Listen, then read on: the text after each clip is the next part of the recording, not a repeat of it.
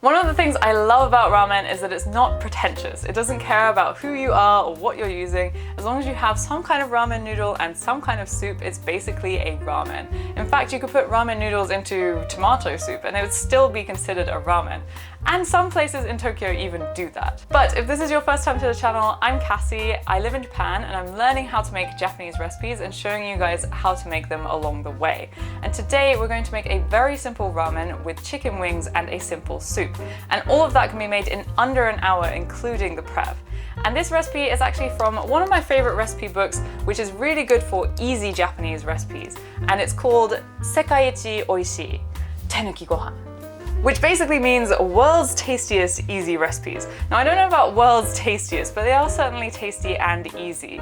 And today we're going to be doing one from this page, which is originally for a boiled chicken wing dish, which actually goes very well with a side of rice. But they have an extra recipe at the bottom for tsukemen. So I've slightly altered this into a ramen, which is what we'll be making today. So let's start off with those soft boiled eggs.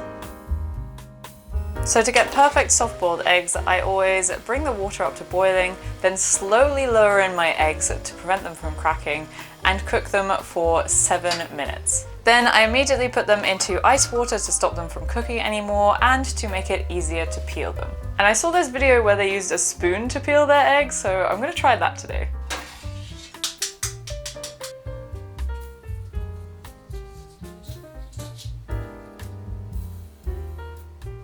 Okay, the first definitely worked better than the second, but that worked surprisingly well. So now let's go on to the toppings, for which all we need to do is grate up some garlic, grate up some ginger, and chop up some spring onions. So now let's move on to the sauce. This is also pretty simple. All we have to do is add together our soy sauce, mirin, and vinegar. I'm using some apple vinegar, but you can also use rice vinegar if you like. This is a message from the future when I'm editing, but this is a concentrated version of the sauce, and my boyfriend said that it was too salty for him.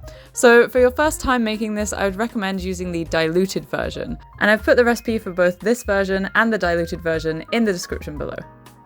So that's all of our prep, so now we can go on to cooking the chicken. The book itself just puts the chicken in with all of the sauce and cooks that together, but I prefer to cook the chicken by itself for a little bit just to get a bit of browning on the skin.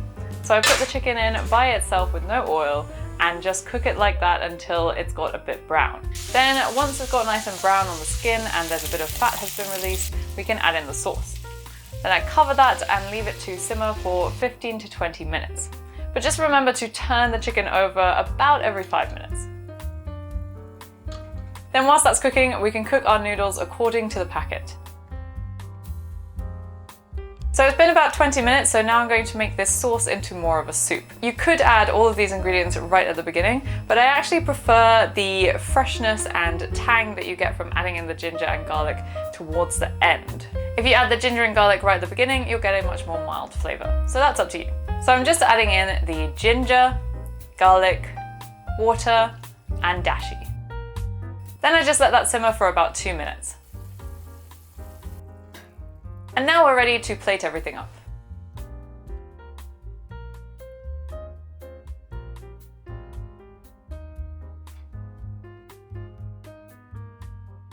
Okay, so it's not as thick or as strong as a tonkotsu ramen, for example, but this is definitely a good beginner's noodle dish because it's just quite easy and it really doesn't take that long to make.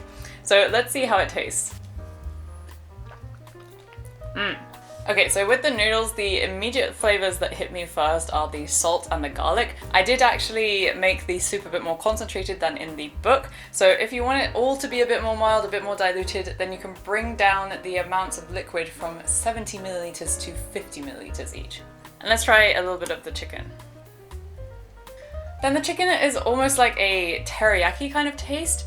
Obviously there's no sweetness to it, but it is just that general very soy sauce and gingery kind of taste, which is really nice. Overall, I'm really happy with how this turned out. I hope you enjoyed watching this. If you did, then don't forget to hit that like button. But that's it for today, so I'll see you next Sunday.